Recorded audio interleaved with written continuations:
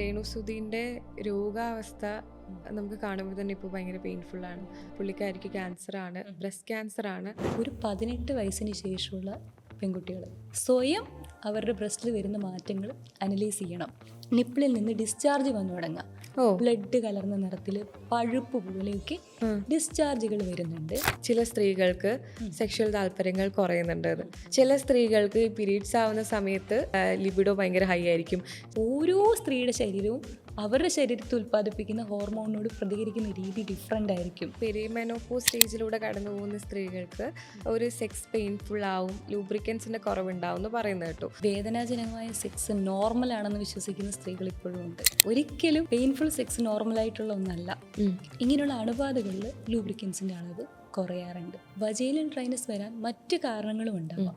Anti depressants, anti psychotic മരുന്നുകൾ, പ്രോപ്പറായിട്ടുള്ള അറൂസൽ വരുന്നില്ല. എപ്പോഴാണ് ഒരു സ്ത്രീ അവർക്കൊരു പ്രശ്നം തോന്നുമ്പോൾ ഒരു ഗൈനക്കോളജിസ്റ്റിനെയോ ഒരു ഫാമിലി ഫിസിഷ്യനെയോ കാണേണ്ടത്? അൺഹെൽത്തി ആയിട്ടുള്ള അൺപ്രൊട്ടക്റ്റഡ് ആയിട്ടുള്ള ഒരു ലൈംഗിക ബന്ധത്തിൽ പോയി സെക്ഷലി ട്രാൻസ്മിറ്റഡ് ഡിസീസിന് സാധ്യതയുണ്ടെങ്കിൽ വരാൻ മടിക്കുന്ന സ്ത്രീകളുണ്ട്. ചെറുപ്പത്തിൽ അനുഭവിച്ച ഏറ്റവും വലിയ പ്രശ്നം ഒരു ടീനേജ് സമയത്ത് മുഖക്കുരു വരിക എന്നുള്ളത്, ഭയങ്കരമായിട്ടുള്ള മുഖക്കുരു വരിക. ഈസ്ട്രോജൻ ഹോർമോണിന്റെ അളവ് കുറയുന്നതിന്റെ കൂടെ തന്നെ സ്ത്രീകളുടെ ഉള്ളിൽ പുരുഷ ഹോർമോൺ ആയിട്ടുള്ള ആൻഡ്രോജൻ ആ സമയത്ത് കുറച്ചധികം ഉൽപ്പാദിപ്പിക്കപ്പെടുന്നു. അതുകൊണ്ടാണ് ഈ വൊമിറ്റിംഗ് നടുവേദനയൊക്കെ എന്താ? അപ്പോൾ നമ്മുടെ ഗർഭപാത്രത്തിന്റെ ഉള്ളുഭിത്തി പുറത്തോട്ട് തള്ളാൻ വേണ്ടി നമ്മുടെ ബോഡി പ്രോസ്ട്രാഗ്ലാൻഡിൻ എന്ന് പറയുന്ന ഒരു കെമിക്കൽ പ്രൊഡ്യൂസ് ചെയ്യുന്നുണ്ട്.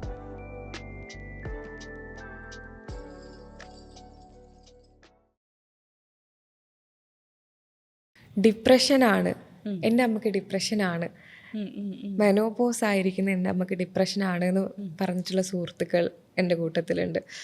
എന്തുകൊണ്ടാണ് സ്ത്രീകൾക്ക് ഈ മെനോപോസ് ആവുന്ന സമയത്ത് അവർ ഭയങ്കരമായിട്ടുള്ളൊരു വിഷാദത്തിലേക്ക് പോകുന്നത്? മെനോപോസിന്റെ സമയത്ത് ശാരീരികമായിട്ടുള്ള അസ്വസ്ഥതകൾക്ക് പുറമെ മാനസികമായിട്ട് അവരനുഭവിക്കുന്ന ഒരു കടുത്ത സമ്മർദ്ദമുണ്ട്. ഈസ്ട്രജൻ ഹോർമോൺ കുത്തനെ താഴുമ്പോൾ ഞാൻ നേരത്തെ പറഞ്ഞ പോലെ നമ്മുടെ വികാരങ്ങളെ കൺട്രോൾ ചെയ്യുന്ന സെറട്ടോണിൻ ഹോർമോണിന്റെ അളവും കൂടെ താഴുന്നുകൊണ്ട് അന്നേരം ഒരു കടുത്ത വിഷാദത്തിലോട്ട് അവർ പോകാറുണ്ട്. അത് മറികടക്കാവുന്ന ഒരു സ്റ്റേജുമാണ്. അത് വളരെ സ്വാഭാവികമായിട്ടുള്ള ഒരവസ്ഥയാണത്. ഇത് സ്വാഭാവിക മാറ്റമാണെന്ന് ഇത് അനുഭവിക്കുന്ന ആളും അവരുടെ ചുറ്റും നിൽക്കുന്ന ആളുകളും ഉൾക്കൊള്ളുക എന്നുള്ളതാണ് പ്രധാന കാര്യം. ഇത് ചുറ്റും നിൽക്കുന്ന ആളുകൾക്ക് ഇത് അക്സെപ്റ്റ് ചെയ്യാൻ പറ്റാത്തതിൻ്റെ ഒരു പ്രശ്നം ഞാൻ കാണാറുണ്ട്. എൻ്റെ അമ്മ പഴയ പോലെയല്ല, എനിക്കിപ്പോൾ ഭയങ്കര ദേഷ്യം, ഭയങ്കര വിഷമം, അമ്മ ഡിപ്രഷനിലാണ് എന്ന് പറയുന്ന മക്കളെ ഞാൻ കാണലുണ്ട്. അവരമ്മ നേരിടുന്ന ഹോർമോണൽ ഇഷ്യൂവും അന്നേരത്തെ സമ്മർദ്ദവും സ്ട്രെസ്സും അത് മനസ്സിലാക്കി അവർക്ക് വേണ്ട സപ്പോർട്ട്, ബേസിക് ഹ്യൂമൻ നീഡ്സ് എന്ന് പറയില്ലേ, ഹ്യൂമൻ പ്രസൻസ് ആയിക്കോട്ടെ, അവർക്ക് വേണ്ട കാര്യങ്ങൾ അവർ പ്രോത്സാഹിപ്പിക്കുക, ആ കാര്യങ്ങൾ ചെയ്യുകയും കൂടെ സപ്പോർട്ട് ചെയ്യുകയും വേണം. ഇത് സ്വാഭാവികമായിട്ടുള്ള മാറ്റം ആയതുകൊണ്ട് തന്നെ ഇത് മറികടക്കും. തീർച്ചയായിട്ടും ഈ ഒരു ഫേസ് മറികടന്ന് മുന്നോട്ട് വളരെ ഹെൽത്തി ആയിട്ടുള്ളൊരു പീരീഡ്, ഹെൽത്തി ലൈഫ് സ്റ്റൈൽ ആണ് പിന്തുടരുന്നതെങ്കിൽ തീർച്ചയായിട്ടും ഹെൽത്തി ആയിട്ടുള്ളൊരു പീരീഡ് മുന്നോട്ടുണ്ടാകും. സ്ത്രീകൾക്ക് അവരുടെ ഓരോ സ്റ്റേജിലും ഈ സെക്സിനോടുള്ള താല്പര്യങ്ങൾ കൂടിയും കുറഞ്ഞും ഇരിക്കും. അതായത് ചിലർ പറയുന്ന കേട്ടിട്ടുണ്ട്, ആഫ്റ്റർ ചൈൽഡ് ബർത്ത് ചില സ്ത്രീകൾക്ക് സെക്ഷൽ താല്പര്യങ്ങൾ കുറയുന്നുണ്ട്. ചില സ്ത്രീകൾക്ക് ഈ പീരീഡ്സ് ആവുന്ന സമയത്ത് ലിബിഡോ ഭയങ്കര ഹൈ ആയിരിക്കും, ചില സ്ത്രീകൾക്ക് വളരെ കുറവായിരിക്കും. അങ്ങനെ ജനറലൈസ് ചെയ്ത് നമുക്ക് പറയാൻ പറ്റുമോ? ഏതൊക്കെ സമയത്താണ് കൂടുക കുറയുക, അങ്ങനെ എന്തെങ്കിലും നമുക്ക് പറയാൻ പറ്റുമോ? ജനറലൈസ് ചെയ്ത് പറയാൻ പറ്റില്ല. പ്രഗ്നൻസി സമയത്ത് ആദ്യത്തെ 3 മാസങ്ങളിൽ ഛർദി, മറ്റ് ശാരീരിക അസ്വസ്ഥതകൾ, കടുത്ത ക്ഷീണം, ഇതൊക്കെ അനുഭവിക്കുന്ന സ്ത്രീകളിൽ സെക്സിനോടുള്ള താല്പര്യം കുറവായിട്ട് കാണാറുണ്ട്. അതും ചില സ്ത്രീകളിൽ കുറവായിട്ട് കാണാറുണ്ട്. അടുത്ത 3 മാസവും അവസാനത്തെ 3 മാസവും ചില സ്ത്രീകൾ ലൈംഗിക താല്പര്യം വളരെ അധികമായിട്ട് കാണാറുണ്ട്. അതുപോലെ തന്നെയാണ് ആർത്തവ സമയത്തും. ആർത്തവ സമയത്ത് ചില സ്ത്രീകൾക്ക് സെക്സിനോട് താല്പര്യമേ ഉണ്ടാവില്ല. ചില സ്ത്രീകൾക്കാണെങ്കിൽ അമിതമായ താല്പര്യവും പ്രകടിപ്പിക്കാറുണ്ട്. ഓരോ സ്ത്രീയുടെ അനുഭവം വ്യത്യസ്തമായിരിക്കും.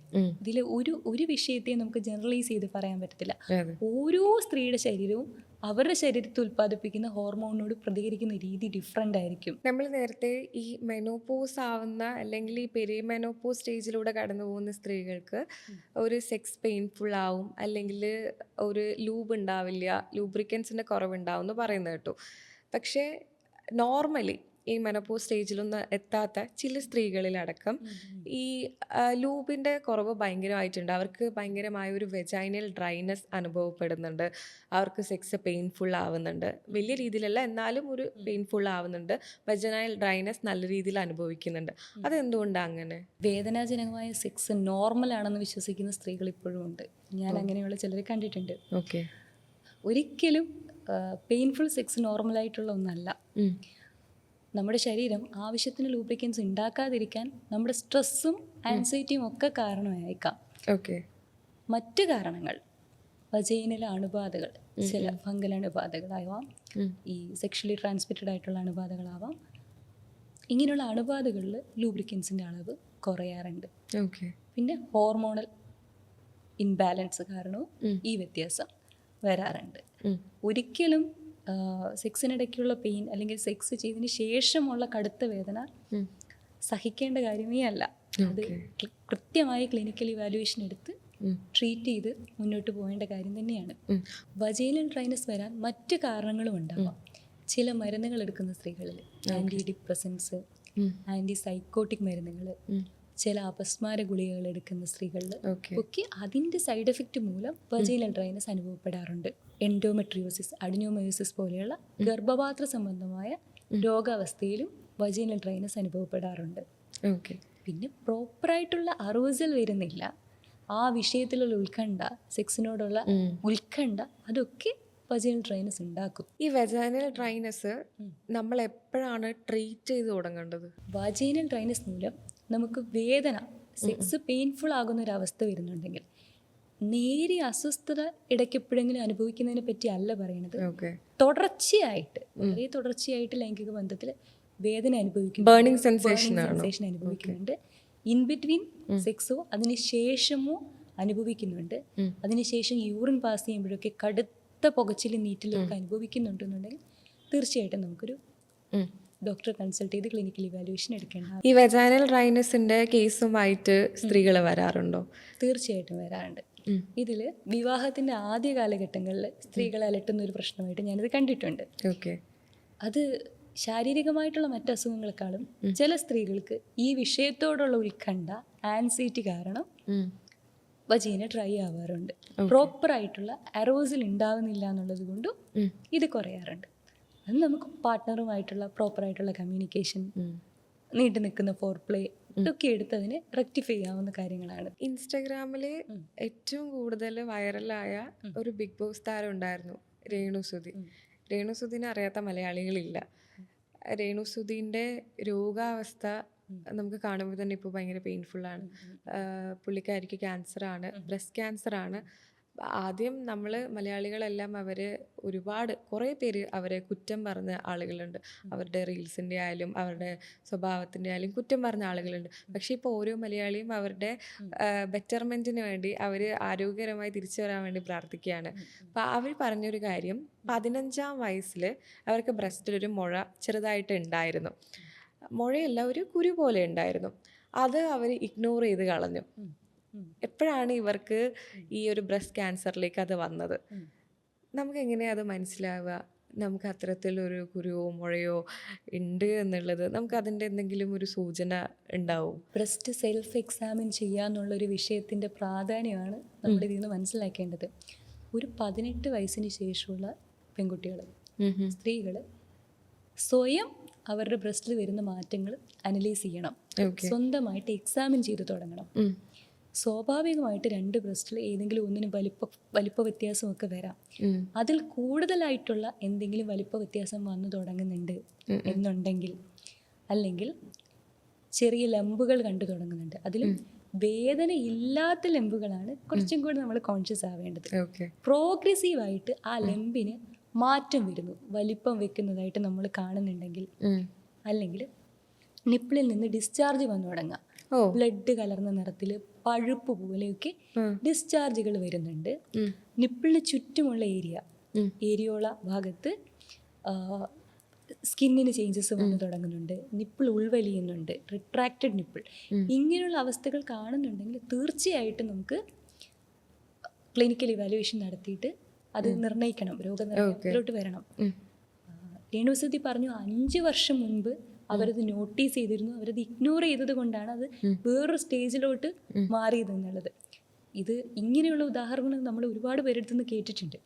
വളരെ തുടക്കത്തിൽ ഈ ലംബ് കാണുന്നുണ്ടാവും, ടീനേജിൽ തന്നെ കാണുന്നുണ്ടാവും, അവർക്കതൊരു ബുദ്ധിമുട്ടുണ്ടാക്കുന്നില്ല എന്നുള്ളതുകൊണ്ട്, വേദനയില്ല, അസ്വസ്ഥതകളൊന്നും ഇല്ലല്ലോ എന്നുള്ളത് കൊണ്ട് മാത്രം അതിനെ ഇഗ്നോർ ചെയ്തിട്ട് മുന്നോട്ട് പോകുന്നത് ഡേഞ്ചറസ് ആയിട്ടുള്ളൊരവസ്ഥയാണ്. നമുക്ക് സെൽഫ് എക്സാമിനേഷൻ എന്ന് പറയുന്ന ഒരൊറ്റ കാര്യം കൊണ്ട് മോർട്ടാലിറ്റി റേറ്റ് നന്നായിട്ട് കുറയ്ക്കാൻ പറ്റുന്ന ഒരു ക്യാൻസറാണ് ബ്രെസ്റ്റ് ക്യാൻസർ. മറ്റ് ക്യാൻസറുകളെ പോലെയല്ല, ബ്ലഡ് ക്യാൻസറിനെ പോലെ ഒന്നുമല്ല. കൃത്യമായ സെൽഫ് എക്സാമിനേഷൻ ഒരു സ്ത്രീ അല്ലെങ്കിൽ ഒരു പെൺകുട്ടി ഈ ചെറിയ ഏജിലേ ചെയ്ത് തുടങ്ങുന്നുണ്ടെങ്കിൽ നമുക്ക് വളരെ മുന്നേ ഇത് നിർണ്ണയിക്കാൻ കഴിയും. പീരീഡ്സിനെ സംബന്ധിച്ച് കേട്ടൊരു മറ്റൊരു മിത്താണ് ചെറിയ പ്രായത്തിൽ ഉണ്ടാകുന്ന വേദന പ്രസവിച്ചു കഴിഞ്ഞാൽ ഉണ്ടാവില്ല. അങ്ങനെ കേട്ടിട്ടുണ്ട്. അതായത് ചെറുപ്പത്തിൽ നമുക്ക് പീരീഡ്സ് ആകുമ്പോൾ വേദന ഉണ്ടാവും, പക്ഷെ പ്രസവിച്ച സ്ത്രീകൾക്ക് പീരീഡ്സ് ആകുമ്പോൾ വേദന ഒന്നും ഉണ്ടാവില്ല എന്ന് കേട്ടിട്ടുണ്ട്. അത് സത്യമാണോ? എൻ്റെ ടീനേജിലും എൻ്റെ ഫാമിലിയിൽ നിന്നൊക്കെ കേട്ടിട്ടുള്ള കാര്യമാണിത്. ഇതിൽ എന്ത് കാരണം മൂലമാണ് ഈ കുട്ടിക്ക് ഈ വേദന അനുഭവിക്കുന്നത് എന്നുള്ളതിനനുസരിച്ചിരിക്കും. അപ്പം ചില സ്ത്രീകളിൽ സെർവിക്സ് കുറച്ച് ടൈറ്റ് ആയിരിക്കാം. കാലക്രമേണ അവർ പ്രസവം, ഗർഭാവസ്ഥ, സെക്ഷൽ ലൈഫിലോട്ട് കടക്കുന്ന അവസ്ഥയിലൊക്കെ സെർവിക്സ് കുറച്ച് ലൂസായി വരാൻ സാധ്യതയുണ്ട്. ആ ഒരു കാരണം കൊണ്ട് മാത്രം ഈ പറഞ്ഞത് ഒരുപക്ഷെ സത്യമാവാം. അതല്ലാതെ അവർ മറ്റെന്തെങ്കിലും അസുഖം മൂലമാണ് ഈ വേദന അനുഭവിക്കുന്നതെന്നുണ്ടെങ്കിൽ, എൻഡോമെട്രിയോസിസ് പോലുള്ള അസുഖം കാരണമോ ഒക്കെയാണ് അനുഭവിക്കുന്നതെന്നുണ്ടെങ്കിൽ അതിന് മാറ്റം വരില്ല. പ്രായം കൂടുന്നത് കൊണ്ട് മാറ്റം വരില്ല. സ്ത്രീകൾ പറയുന്ന മറ്റൊരു കാര്യമാണ്, അതായത് ഇപ്പം നമ്മളെ വീട്ടിൽ അമ്മൂമ്മൊക്കെ ഉണ്ടാകുമ്പോൾ അമ്മൂമ്മ പറയുന്ന കാര്യമാണ്, നിനക്ക് മാത്രമേ ഇപ്പോൾ പീരീഡ്സിൻ്റെ വേദനയുള്ളൂ. നമ്മളെ കാലത്തൊക്കെ ഈ ആർത്തവമൊക്കെ ഉണ്ടായിട്ടുണ്ട്. ഇപ്പോഴത്തെ പെൺപിള്ളേർക്ക് മാത്രമാണ് ഇതെന്തോ ഒരു വലിയ സംഭവമായിട്ട് കാണുന്നത്. അപ്പോൾ അന്നത്തെ പീരീഡ്സ് അവർ പറയുന്നതൊക്കെ, നമ്മൾ മറ്റേ പീരീഡ്സിൻ്റെ സമയത്ത് നെല്ലുത്താനൊക്കെ പോയിട്ടുണ്ട്. അഖിൽമാരാർ പറഞ്ഞൊരു സ്റ്റേറ്റ്മെൻ്റ് ഉണ്ട്, സ്ത്രീകൾ പ്രസവം ഭയങ്കര സിമ്പിളാണ്, നെല്ലുത്താൻ പോയിട്ടൊക്കെ ഉണ്ടെന്ന് പ്രസവത്തിനെ കുറിച്ച് പറഞ്ഞിട്ടുണ്ട്. അതുപോലെ ഈ അമ്മൂമ്മമാരൊക്കെ ആർത്തവത്തിൻ്റെ സമയത്ത് പറയും, നമ്മളിങ്ങനെ എല്ലാ പണിയും കിടന്ന് ചെയ്തിട്ടുണ്ട്. അപ്പോൾ ഇപ്പോഴത്തെ പെൺകുട്ടികൾക്കാണ് ഈ സമയത്ത് റെസ്റ്റ് വേണ്ടത്, അവർക്ക് മറ്റേ സ്ട്രെസ് ഉള്ളത്, അവർക്ക് കുറേ ഫുഡ് കഴിക്കാൻ ഭയങ്കരമായിട്ട് വേണ്ടത്, അവർ പാമ്പർ ചെയ്തുകൊണ്ടിരിക്കുക പീരീഡ്സിനെ എന്ന് പറയുന്നതൊക്കെ ഉണ്ട്. അപ്പോൾ അന്നത്തെ കാലത്തെ പീരീഡ്സും ഇന്നത്തെ കാലത്തെ പീരീഡ്സും തമ്മിൽ എന്താ വ്യത്യാസം? അന്നത്തെ കാലത്തും എല്ലാ സ്ത്രീകളും ഇതേപോലെ വേദനരഹിതമായ അവസ്ഥയിൽ കൂടെ അല്ല കടന്നു പോയിട്ടുള്ളത്. എൻ്റെ അമ്മയുടെ അമ്മ ഇവരൊക്കെ പറഞ്ഞ അനുഭവങ്ങൾ എനിക്കുണ്ട്. വേദന സഹിക്കാൻ പറ്റാതെ ഹോട്ട് വാട്ടർ ബാഗൊന്നും അന്ന് അവൈലബിൾ ആയിരുന്നു. മണലൊക്കെ വറുത്തിട്ട് അതൊക്കെ കിഴികെട്ടിയിട്ടൊക്കെ വയറ്റിൽ വെച്ച് ഇരുന്നിട്ടുണ്ട് എന്നുള്ളത്. അപ്പോൾ അന്നത്തെ കാലത്ത് എല്ലാ സ്ത്രീകൾക്കും വേദന ഇല്ലായിരുന്നു എന്ന് പറയുന്നത് ഒരു ശുദ്ധ നുണയാണത്, ഇല്ലായിരുന്നു എന്നുള്ളത്. പിന്നെ മരുന്നെടുക്കാൻ ഈ ഒരു സമയത്ത് മരുന്നെടുക്കുന്നത് ഒരു വലിയ ദോഷമാണ്. ഇതിന് കൺസൾട്ട് ചെയ്ത് ഇതിന്റെ കാരണം മനസ്സിലാക്കാൻ ഉള്ളൊരു വഴി അടയ്ക്കുന്ന രീതിക്കുള്ള ഒരു കോൺസെപ്റ്റ് പണ്ട് ആളുകൾ ഉണ്ടാക്കി വെച്ചിട്ടുണ്ട്. മരുന്നുകൾ എടുക്കരുത്, സഹിക്കുക തന്നെ വേണം എന്നുള്ളത്. സഹിക്കാൻ കഴിയുന്ന സ്ത്രീകളുണ്ടാവും, കാരണം അവർ പെയിൻ ടോളറൻസിന്റെ ലെവൽ വേറെ ആയിരിക്കും. ഇന്നത്തെ മക്കൾക്ക് പെയിൻ ടോളറൻസ് കുറവാണ് എന്ന് പറയുന്നതിൽ അതൊരു മിത്താണ്. ചില സ്ത്രീകൾക്ക് ഡിഫറെൻ്റ് ആയിരിക്കും, ഓരോ സ്ത്രീയുടെ അനുഭവം ഡിഫറെൻ്റ് ആയിരിക്കും. പലതരത്തിലുള്ള ലൈംഗിക ആരോഗ്യ പ്രശ്നങ്ങൾ അനുഭവിക്കുന്ന സ്ത്രീകളുണ്ട്. എപ്പോഴാണ് ഒരു സ്ത്രീ അവർക്കൊരു പ്രശ്നം തോന്നുമ്പോൾ ഒരു ഗൈനക്കോളജിസ്റ്റിനെയോ ഒരു ഫാമിലി ഫിസിഷ്യനെയോ കാണേണ്ടത് എപ്പോഴാണ്? പൊതുവേ സ്ത്രീകളിൽ ഗർഭധാരണം എന്നുള്ള അവസ്ഥയിൽ അല്ലെങ്കിൽ ഗർഭം നീട്ടി വെക്കുക എന്നുള്ള അവസ്ഥയിൽ അങ്ങനെയുള്ള കണ്ടീഷനിൽ സ്ത്രീകൾ ഓടി വരാറുണ്ട് നമ്മളെടുത്ത്. അതല്ലാതെ അവരൊരു അൺഹെൽത്തി ആയിട്ടുള്ള അൺപ്രൊട്ടക്റ്റഡ് ആയിട്ടുള്ള ഒരു ലൈംഗിക ബന്ധത്തിൽ പോയി ഒരു സെക്ഷലി ട്രാൻസ്മിറ്റഡ് ഡിസീസിന് സാധ്യതയുണ്ടെങ്കിൽ വരാൻ മടിക്കുന്ന സ്ത്രീകളുണ്ട്. തീർച്ചയായും അങ്ങനൊരു കണ്ടീഷനിൽ അവർ അപ്രോച്ച് ചെയ്യുന്ന വേണം, അവർക്ക് അങ്ങനെ ഒരു സാധ്യതയുണ്ടെങ്കിൽ. പിന്നെ നമ്മൾ മുൻപ് പറഞ്ഞ പോലെ പെയിൻഫുൾ സെക്സ് അനുഭവിക്കുന്നുണ്ടെങ്കിൽ, വജൈനൽ ഡ്രൈനെസ് അനുഭവിക്കുന്നുണ്ടെങ്കിൽ, അബ്നോർമൽ ആയിട്ടുള്ള വജൈനൽ ഫ്ലൂയിഡ് വരുന്നുണ്ടെങ്കിൽ, അത് മറ്റ് കാരണങ്ങൾ കണ്ടുപിടിക്കാൻ വേണ്ടി ഇങ്ങനെയുള്ള അവസ്ഥകളിലൊക്കെ ഡോക്ടറെ സമീപിക്കണം. പീരീഡ്സ് ഇറഗുലാരിറ്റി കണ്ടു തുടങ്ങുന്ന സമയത്ത്, സെക്സിനോടുള്ള താല്പര്യം കുറഞ്ഞു തുടങ്ങുന്ന സമയത്ത്, അതൊക്കെ സർവ്വസാധാരണമാണെന്ന് വിശ്വസിക്കുന്ന ആളുകൾ ഇപ്പോഴും ഉണ്ട്. അങ്ങനെയുള്ള അവസ്ഥകളിലൊക്കെ നിങ്ങൾക്ക് ഡോക്ടറെ സമീപിക്കാവുന്നതാണ്. ഈ പീരീഡ്സിന് മുന്നേയുള്ള സമയത്ത് ഞാനൊക്കെ ചെറുപ്പത്തിൽ അനുഭവിച്ച ഏറ്റവും വലിയ പ്രശ്നം ഒരു ടീനേജ് സമയത്ത് മുഖക്കുരു വരിക എന്നുള്ളത്. ഭയങ്കരമായിട്ടുള്ള മൂക്കുരു വരിക. അപ്പോൾ ആ സമയത്താണ് ഹിമാലയ നീം ഫേസ് വാഷിൻ്റെ പരസ്യമൊക്കെ ഇറങ്ങിയത്. ഹിമാലയ നീം ഫേസ് വാഷിലേക്ക് മൂക്കുരു കുറേ ഒരുപാട് ഹിമാലയ ഫേസ് വാഷ് അങ്ങനെ വാങ്ങി കളഞ്ഞിട്ടുണ്ട്. പക്ഷെ മൂക്കുരു മാറിയില്ല. പീരീഡ്സ് ആവുന്ന സമയത്ത് ഇപ്പോഴും ഒരു 5 ദിവസം മുന്നേ മുഖത്ത് കുറേ പിമ്പിൾസ് വരാറുണ്ട്. ചില സ്ത്രീകൾക്ക് ഈ പീരീഡ്സ് ആവുന്ന സമയത്ത് ഭയങ്കരമായിട്ടുള്ള വൊമിറ്റിംഗ്, ഭയങ്കരമായി വൊമിറ്റ് ചെയ്യുന്ന സ്ത്രീകളുണ്ട്.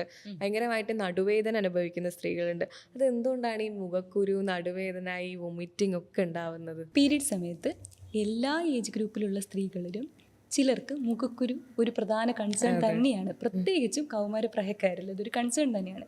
ആ ഏജ് ഗ്രൂപ്പിലുള്ള കുട്ടികൾ നമ്മുടെ അടുത്ത് വരാറുണ്ട്.